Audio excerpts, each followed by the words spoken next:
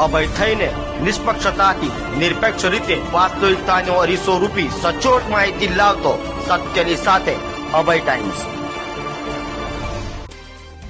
સુરતમાં હાલ કેટલાક સમયથી ગટરિયા પાણીથી લોકો ત્રાહિમામ પોકારી ઉઠ્યા છે, ત્યારે રાંદેર વિસ્તારમાં આવેલ હનુમાન ટેકરી વિસ્તારમાં ગટરિયા પાણીથી લોકો હેરાન થઈ ગયા હતા। સુરતના રાંદેર વિસ્તારમાં આવેલી હનુમાન ટેકરી વિસ્તારના લોકો ગટરિયા પાણીથી ત્રાહિમામ પોકારી ઉઠ્યા છે। સુરત મહાનગરપાલિકાએ વરસાદી પાણીના નિકાલ માટે બનાવેલા ફ્લડ ગેટમાં ગેરકાયદેસર ગટર કનેક્શન અપાયા છે। ગેરકાયદેસર ગટર કનેક્શન જોઈન્ટ કરતા તાપી નદીમાં ગંદુ પાણી ઠલવાયું છે। ગંદા પાણીના કારણે અસહ્ય દુર્ગંધ તેમજ સ્થાનિકોને ચામડીનો રોગ થયો છે। ગેરકાયદેસર ભૂતિયા ગટર કનેક્શનને લઈ અગાઉ વરિયાવના કેદારનું મોત થયું હતું। રાંદેરમાં હનુમાન ટેકરીમાં 5000 જેટલા લોકો વસવાટ કરે છે। તમામ લોકો તાપી નદી પર માછીમારી કરી અને જીવન નિર્વાહ કરી રહ્યા છે। સતત ગંદા પાણીના કારણે તાપી નદીના માછલાઓ પણ મરી રહ્યા છે। સુરત મહાનગરપાલિકાની તાપી શુદ્ધિકરણની વાતો માત્ર કાગળ પર જ હોય તેવું ઘાટ સર્જાયું છે। તાપી શુદ્ધિકરણના 700 કરોડના પ્રોજેક્ટ વચ્ચે રાંદેર વિસ્તારમાં કડવી વાસ્તવિકતા છે, તો સ્થાનિકો રજૂઆત કરવા જાય તો 1-2 દિવસ પાણી બંધ રહે છે, બાદમાં સ્થિતિ ઠેરની ઠેર થાય છે। સ્થાનિકોએ ડ્રેનેજ વિભાગના ચેરમેન તેમજ સ્થાનિક કોર્પોરેટરોને અનેક વખત રજૂઆત કરી છે, જો કે તેમ છતાં અધિકારીઓ જાણે સ્થાનિકોની વાત ઘોડીને પી ગયા હોય તેવું લાગી રહ્યું છે। એડવોકેટ આશિષ સેલર અને સક્રિય બીજેપી કાર્યકર રાંદેર। આશીષભાઈ, શું આ વિસ્તારમાં ખાસ કરીને ચોમાસામાં જે રીતે તકલીફ પડી રહી છે, આ વખતે કઈ પ્રકારની સમસ્યા હતી અને શું કહેશો?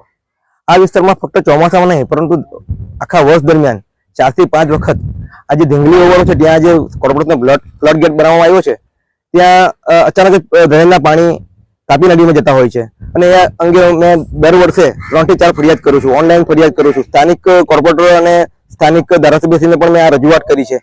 ગઈકાલે મેં ડ્રેનેજ સમિતિ ચેરમેન શ્રી કેયુરભાઈ ચપડવાળાને આ અંગે રજૂઆત કરી અને આ તબક્કે તમારા માધ્યમથી એમનો આભાર માનવા માંગુ છું કે કેયુરભાઈ ચપડવાળાએ જેવી રજૂઆત કરી અને બીજે દિવસે આજે આ પાણી બંધ થયું છે। પરંતુ એ પણ ધ્યાનમાં લાવવા માંગુ છું કે જે ડ્રેનેજના અધિકારીઓ છે એમને ખરેખર ખબર છે કે આ વાલ બંધ કરવાથી આ બંધ થઈ જાય છે અને જ્યારે પણ જ્યારે હનુમાન ટેકરી 4 રસ્તા, સુભાષ ગાર્ડન 4 રસ્તા પર પાણી જ્યારે ડ્રેનેજના મેનહોલમાંથી ઓવરફ્લો હોય તે સમયે આ સમસ્યાનું નિરાકરણ કરવા માટે આ વાલ ખોલવામાં આવે છે અને એ સીધું પાણી ડ્રેનેજનું પાણી તાપી નદીમાં છોડવામાં આવે છે અને તાપી શુદ્ધિકરણ પાછળ આજે કોર્પોરેશન 700 કરોડ જેવો મોટો ખર્ચ કરતો હોય છતાં જો આ સમસ્યા એવી જ હોય અને બીજું ધ્યાન તમે દોરો કે વડિયાવ ખાડી છે ત્યાંથી પણ આ જ પાણી નીકળે છે અને એના કારણે જળકુંભીની સમસ્યા ઊભી થાય છે। જળચર પ્રાણીઓ ઘણી બધી માછલીઓ મરી જાય છે અને અહીંયા સ્થાનિક જે માછીમારો છે એ લોકોના સ્કિનના પ્રોબ્લેમ આવે છે, લોકો ચામડીના રોગો થાય છે। આટલી બધી ગંભીર સમસ્યાઓ છતાં કોર્પોરેશન દ્વારા આવું કંઈ ધ્યાન આપવામાં આવતું નથી। એટલે હું આ તમારા મીડિયાના માધ્યમથી હું એક રજૂઆત એવું કરવા માંગુ છું કે જે સ્થાનિક આ વિસ્તારમાં જે ડ્રેનેજના જે અધિકારીઓ છે એમને તાત્કાલિક એમના સામે પગલાં લેવામાં આવે। ગંભીર મુદ્દો છે અને અધિકારીઓ આ કેમ આંખ આડા કાન કરે છે? કારણ કે તમે અનેક વાર રજૂઆત કરી છે, કોર્પોરેટરને પણ ખબર છે, કેયુરભાઈને પણ ખબર છે, છતાં આનો કાયમી હલ કેમ નથી આવતો?